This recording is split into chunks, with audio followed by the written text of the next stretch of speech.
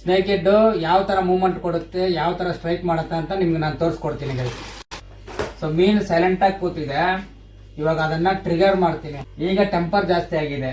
So ಮೇಲೆ ನಾವೇನ್ ಮಾಡ್ತೀವಿ, ಕ್ಲೀನ್ ಆಗಿ ತಿಳ್ಕೊಳ್ಳಿ. ನಾವು ಫಿಶಿಂಗ್ ಸ್ಪಾಟ್ ಹೋಗಿದ ತಕ್ಷಣ ಏನ್ ಮಾಡ್ತೀವಿ, ಫ್ರಾಗ್ ನ ಎಸಿತೀವಿ. ಆಗ ನಾವು ಹೋಗೋ ಟೈಮಿಂಗ್ ಕರೆಕ್ಟ್ ಆಗಿ ಮೀನ್ ಮೇಲೆ ಇದ್ರೆ, ಟೈಮಿಂಗ್ ಕರೆಕ್ಟ್ ಆಗಿದ್ರೆ ಹೊಡೆದು ಬಿಡುತ್ತೆ. ಮೀನ್ ಮೇಲೆ ಇತ್ತಂದ್ರೆ ನಮ್ಗೆ ಸ್ಟ್ರೈಕ್ ಸಿಗುತ್ತೆ. ಇವಾಗ ಮೇಲೆ ಫ್ರಾಗ್ ಹಾಕ್ದೆ, ಮೀನ್ ಸೈಲೆಂಟ್ ಆಗಿತ್ತು.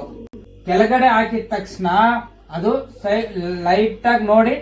ಸೊ ಮಾರ್ನಿಂಗ್ ಫಿಶಿಂಗ್ ಹೋಗೋವಾಗ, ಸೊ ನಾವು ಬೆಳಗ್ಗೆ ಫಿಶಿಂಗ್ ಹೋಗೋವಾಗ ನಾವೇನ್ ಮಾಡ್ತೀವಿ, ಓಕೆ, ಮಾರ್ನಿಂಗ್ ಟೈಮು 6 ಗಂಟೆಯಿಂದ ಒಂದು 9-8 ಗಂಟೆ ತನಕ ಜಾಸ್ತಿ ಇರಲ್ಲ. ಆ ಟೈಮ್ ತನಕ ಸ್ನೇಕ್ ಹೆಡ್ ಮೇಲೆ ತಿರುಗ್ತಾ ಇರುತ್ತೆ.